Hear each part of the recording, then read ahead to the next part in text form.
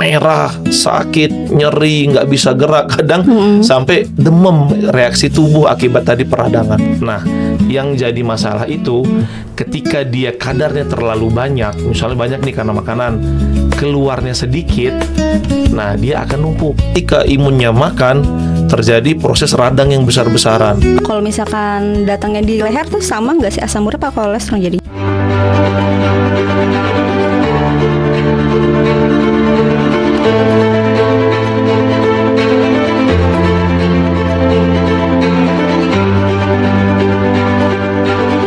Interpod.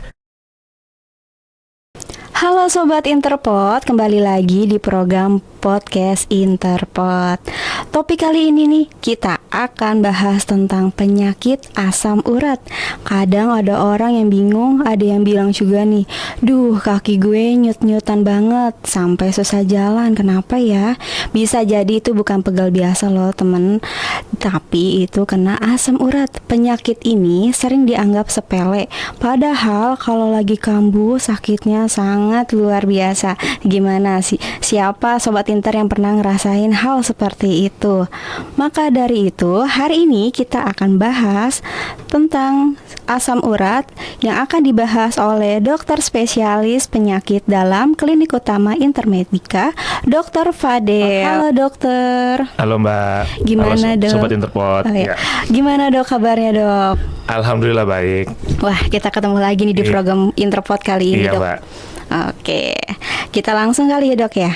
Oke, gimana tuh? Dok, kalau ngomongin asam urat banyak yang bilang cuman menyerang orang tua aja, tapi sebenarnya kan banyak nih zaman sekarang anak muda juga bisa kena asam urat, apa benar itu? Oke, jadi kita bicara populasi ya Mbak ya. Jadi untuk asam urat itu sendiri secara teori memang betul, rata-rata kan ini kan penyakit degeneratif, berarti yang kena itu orang tua. Orang tua tuh berarti 40, 50, 60 sampai seterusnya. Tapi kalau kita tarik ke belakang secara teori, ya sebenarnya kalau secara teori asam urat ini ya pada semua umur bisa semua. Tapi kan balik lagi siapa sih yang paling beresiko? Nah, kalau ditanya lagi itu siapa yang paling beresiko? Yang pertama ada laki-laki. Jadi ya suka tidak suka kita kaum laki-laki ini 3 kali Mbak. Dari penelitian di Amerika, jurnal sekitar tahun 2000-an ya kalau dokter nggak salah, dia bilang 3 kali beresiko. Perempuan pada usia produktif lebih aman karena perempuan punya estrogen. Jadi si estrogen itu nanti yang akan ngikat si asam urat, dia akan keluarkan lewat ginjal dari urin. Nah itu satu. Yang kedua, kok tadi bisa dok kira-kira semua umur? Nah memang benar, si asam urat ini sendiri itu kan sebenarnya adalah produksi saya Mbak ya. Jadi tubuh kita akan menghasilkan asam urat terus menerus. Tetapi selama produksi tidak berlebihan, selama juga pengeluaran atau ekskresi lewat urin lancar, dia aman-aman aja. Jadi dia masuk, dia keluar.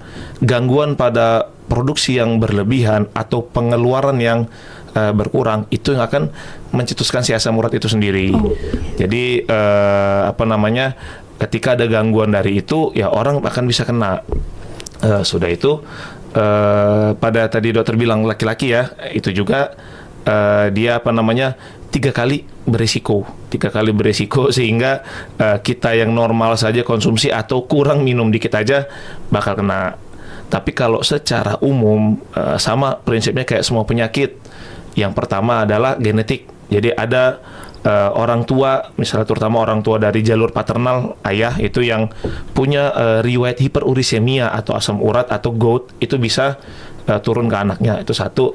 Yang kedua tadi ya dari konsumsi. Kalau kita dari muda udah obes, dari muda juga kita makan aice ya Mbak ya, daging merah kan udah murah sekarang ya. Bener. Tiap hari panggang terus. Kedemenan ini. Tiap hari makan terus, itu dia beresiko. Sudah tuh juga kita kurang gerak, olahraganya kurang. Sudah tuh juga kita minum nggak sampai 2,5 sampai 3 liter dalam sehari, sehingga urinnya dia pekat atau urinnya nggak encer lah bahasa kita mudanya ya, itu beresiko. Jadi ibaratnya dari banyak faktor itu, misal nih ada anak muda, dokter skenario kan dia obes, dia makan AIC tiap hari, dia minumnya kurang, punya riwayat ayah, terutama orang tua yang ada riwayat asam urat, kemungkinan mungkin di umur 30-an ya mungkin ya, umur 30 udah bisa terjadi serangan asam urat. Oh, kalau di umur 20-an itu bakalan bisa jadi asam urat juga nggak sih, Dok? Kemungkinan ada gitu. Jadi kalau dengan teori dokter tadi, ya kalau pengalaman dokter juga umur 20 pernah ketemu mungkin umur 25-an. Tapi memang ya setelah kita tarik history examination dan physical examination yang mendalam, ya memang masuk semua kriterianya. Kriteria genetik masuk, jenis kelamin laki-laki masuk, pola hidupnya masuk, dan dia obesitas. Oh iya.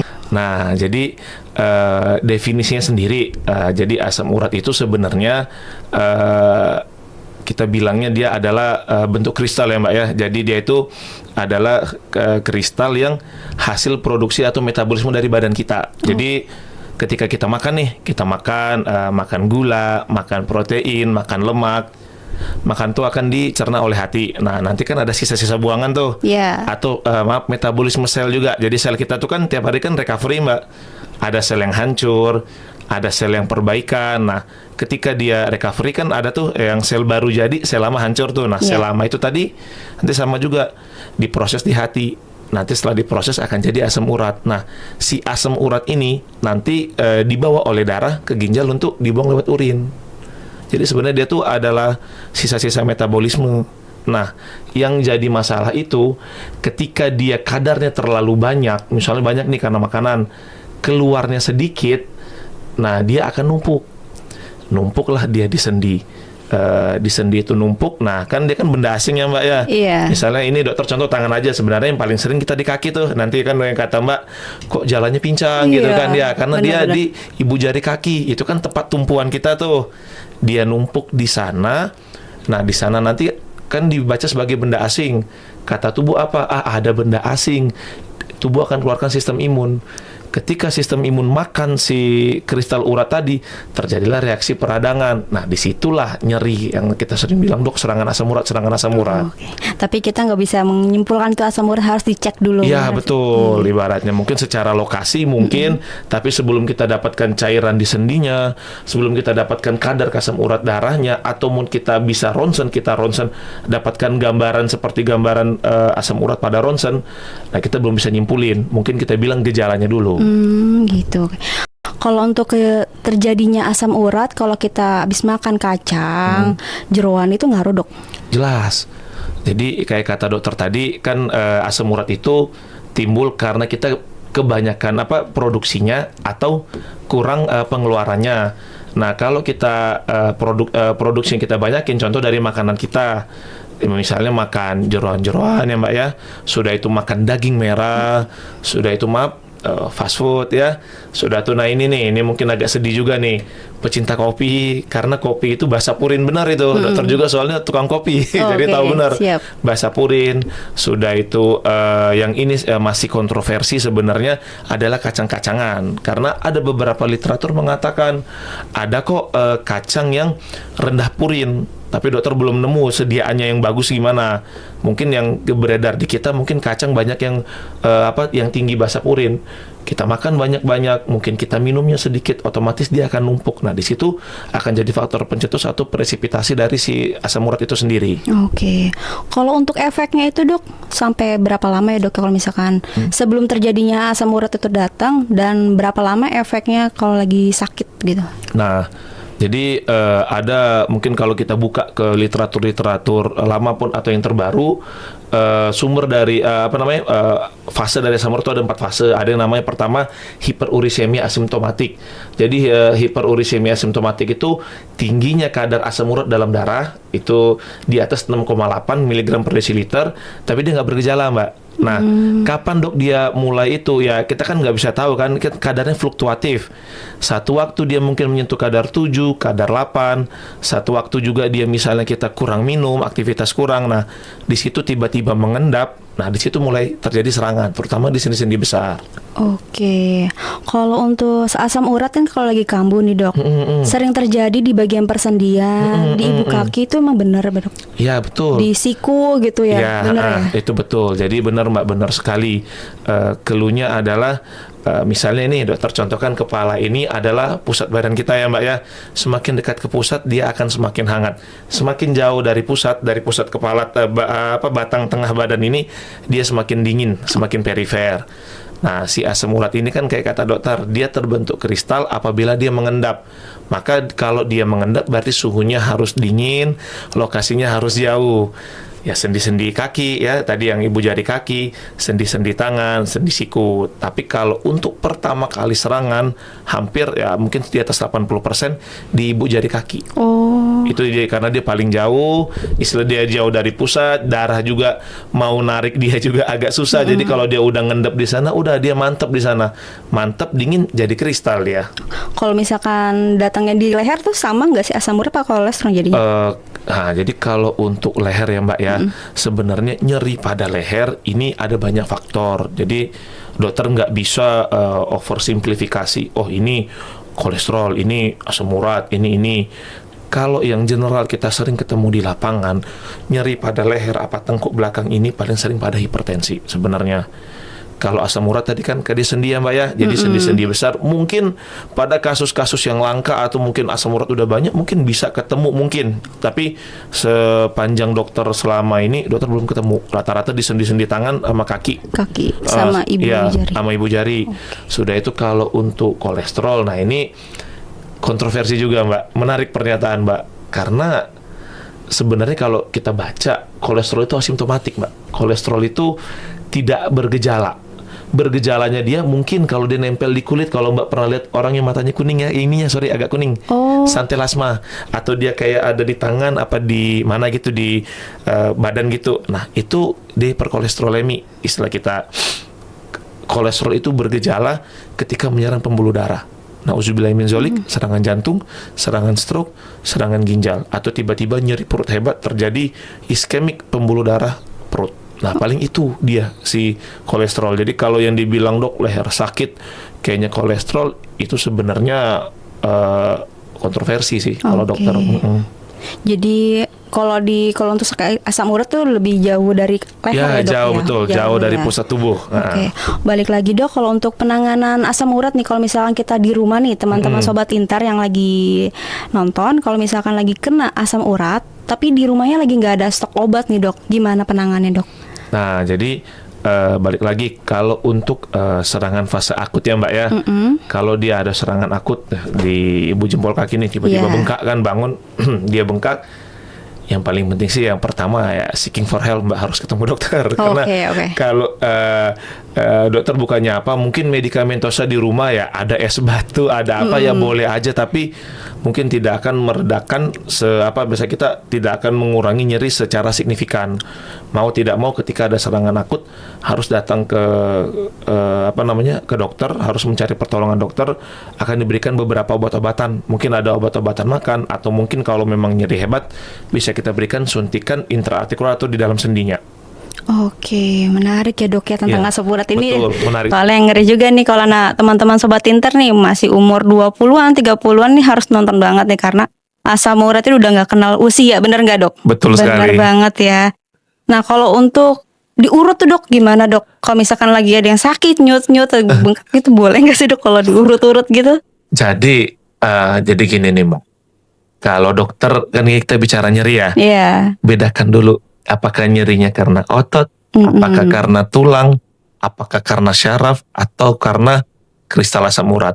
Misal nih Mbak habis jogging nih, Mbak habis maraton nih 10 kilo, pegel ototnya Mbak ya, nyeri juga kan. Bener. Di urut massage fisioterapi silakan, nggak ada larangan. Karena itu ya terapi utama, kan memecah penumpukan asam laktat di otot tadi, jadi lebih enak, lebih rileks lah ya bahasanya, mandi air hangat. Tapi kalau di asam urat nggak bisa Mbak. Barang itu kristal, barang itu keras, hanya bisa diobati dari obat-obatan makan. Kalau Mbak kasih dia satu trauma yang ditakutkan itu kan kristal ya Mbak ya, yang harusnya mungkin dia di ujung, dia makin ke tengah. Satu, yang kedua sendi lagi radang. Sendi radang jangan sekali kita lakukan satu intervensi yang bermakna. Takutnya kerusakannya lebih dalam. Berarti gak boleh asal dipijit ya. Iya, betul. Jangan dulu bawa ke dokter. Jadi harus bawa ke dokter kalau mengalami gejala-gejala seperti itu. Jadi lebih ke riwayat ya, kalau ada orang asam urat lebih ke riwayat, atau emang tiba-tiba ada nggak sih dok, ada pasien dokter yang tadinya nggak pernah sakit kayak gitu, tiba-tiba sakit, pas ditanya dia habis makan kacang banyak, jeroan, daging merah, terus mengakibatkan asam urat. Ada nggak dok kayak gitu? Di praktik sehari-hari sering, Mbak. Jadi Oke. sebutlah pasien itu masuk ke fase hiperurisemia asimptomatik. Dia kalau mungkin nggak MCU ya, kita kan sering MCU ya Mbak ya. Nah, Iya. itu dokter seneng tuh sebenarnya. Mm-mm. MCU tuh rutin itu ya, Iya, biar Bapak. kedeteksi ya. Bapak Ibu Bener. kalau bisa 6 bulan sekali sebenarnya. Kalau kita udah masuk usia 30 tuh udahlah, nggak usah pusing-pusing. Karena bisa jadi mungkin asimptomatik. Dia ngerasa saya seorang produktif, saya seorang usia produktif, saya kerjaan saya bagus, bonafit, ya saya harus makan yang enak. Nah, clue-nya di situ, makan yang enak. Jadi dia makan aja apa aja. Mungkin kalau kita cek kan darah dia, mungkin baseline datanya asam uratnya di atas 8 udah, Mbak. Oke, bahasanya kayak self reward sendiri gitu Betul, ya. betul, betul Aduh. sekali. Oke. Nah, nih dok, yang bikin sering orang penasaran juga nih, Mhm. kenapa asam urat itu menyakitkan dok saat kambuh? Nah, jadi kenapa sih kok sakit, Dok? Ya kayak kata dokter tadi, sebenarnya kalau asam uratnya aja, Mbak, dia nggak ada masalah. Dia adalah sisa buangan, kita produksi terus, selama alur masuk dan alur keluarnya bagus, ya udah lancar aja. Tetapi kalau seandainya kebanyakan dia produksinya, kurang pengeluarannya, dia stagnan. Ketika si asam urat itu stagnan, dia akan ngendep di mana aja. Oke. Kalau dia ngendep di pembuluh darah besar, bisa kita raup, sekali kita raup, kita buang lagi lewat ginjal. Tapi kalau dia sudah sampai ujung, dia sampai ke ujung kaki tadi, yang kayak sering serangan itu Mbak ya, di kaki sana kan dia dingin Mbak. Ketika dia tadi urat yang beredar tadi masuk ke fase dingin, maka dia akan berubah jadi kristal. Mbak bayangin tuh, ada kristal kecil-kecil tajam di dalam sendi kita. Jadi itu kan, si kristal tadi benda asing, imun kita akan datang ke sana, merespon, "Wah, benda asing, mungkin bakteri, mungkin apa," makan. Ketika imunnya makan, terjadi proses radang yang besar-besaran. Apa yang terjadi ketika radang? Ya nyeri. Sendi di sana kan banyak saraf, Mbak, banyak Mhm. ini, ya sakit, merah, sakit, nyeri, nggak bisa gerak, kadang Mhm. sampai demam reaksi di peradangan, makanya sakit dia. Heeh, Oalah, jadi sangat menyakitkan. betul. Kenapa bisa jadi sakit? Karena penumpukan Iya, betul. kristal itu ya dok Betul, ya. betul sekali. Oh ya dok, kasih tip dong untuk teman-teman sobat Inter, agar tidak, terhindar dari sakit asam urat itu apa aja nih pantangannya dok? Jadi yang pertama, selalu kita mulai dari hal yang bisa kita lakukan sehari-hari. Cukupi minuman. Ada banyak sumber yang bilang, berapa air mineral yang harus kita minum. Tapi kalau dokter, paling mudah berat badan kali 30. Misalnya orang Asia 50 kilo, minimal 1.500. Kalau mau aman, dengan catatan kita tidak punya gangguan ginjal, penuhi kebutuhan 2 liter sampai 2,5 liter. Bisa beli Aqua yang 1,5 liter ya, Mbak, ya, atau Iya. sekarang kan zamannya tumbler ya, orang udah beli tumbler udah keren-keren ya, udah seukuran toren ya kalau dokter istilahnya, Iya. udah gede-gede, udah bagus sih sebenarnya alhamdulillah. Jadi kita udah peduli sama minuman, cukupin minuman, itu satu yang Oke. paling penting. Yang kedua adalah pola hidup sehat. Dokter tidak melarang untuk kita makan makanan, tapi kita tahu kalau kira-kira kita punya riwayat tertentu, hindarin. Punya riwayat kolesterol, hindari kolesterol. Punya riwayat asam urat, hindari makan makanan yang, mengandung asam urat. Yang ketiga, perbanyak makan buah-buahan. Jadi, makan makanan, buah-buahan yang mengandung vitamin C itu lumayan untuk melarutkan. Jadi, silakan cari apa yang nyaman, sesuaikan. Kalau punya sakit lambung, jangan, ngetes dengan makan yang misalnya yang asam gitu kan, kan banyak tuh, vitamin C yang nggak asam, bisa semangka, bisa, pisang, tidak harus jeruk. Tapi kalau memang nggak ada kontraindikasi silakan. Sudah tuh, ya atur pola makannya, jangan snacking-nya banyak. Jangan juga, "Wah Dok, ini udah hidup nyaman Dok, self reward kita makan daging terus." Ya Iya. boleh, dokter nggak melarang, tapi kurangin. Atur seminggu sekali, 2 minggu sekali. Jeroan-jeroan, ya memang, ini menarik ya Mbak ya, jeroan-jeroan itu kita orang Asia hobi, tapi kalau orang Eropa sama Amerika mereka nggak mau. Ya sebenarnya, bagi dokter ya bukannya berarti kita gimana ya, ya Mhm. silahkan aja kalau memang ibaratnya hobi, tapi ya mungkin ya take precaution, cek darah dulu kali ya, Oke, MCU dulu, oh aman untuk boleh memastikan ya dok ya? pas ngecek udah 6, sekian nih asam uratnya, udah tunda dulu. Oh. Dan yang terakhir kalau memang sudah ada gejala atau sudah pernah serangan 1 kali aja dalam setahun terakhir, wajib MCU dan wajib berobat sama dokter. Oke. Jadi ternyata asam urat itu bukan cuma dari soal makanan ya, Dok, ya, tapi Mhm. pola Iya, hidupnya, betul. benar.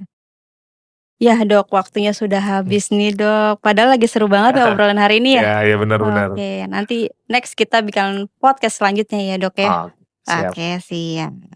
Terima kasih, Dokter. Semoga informasi hari ini bisa membantu teman-teman Interpot agar lebih peduli sama kesehatan tubuhnya sendiri. Kalau kalian sering ngerasa nyeri sendi, bengkak atau sakit yang nggak biasa, jangan ditahan-tahan ya, Sobat Inter. Segera pastikan ke dokter dulu, jangan diurut-urut apalagi dikompres ya. Jadi harus segera dibawa ke rumah sakit atau ke klinik terdekat. Oke, saya Dias. Saya Dr. Fadel. Dadah. Dadah.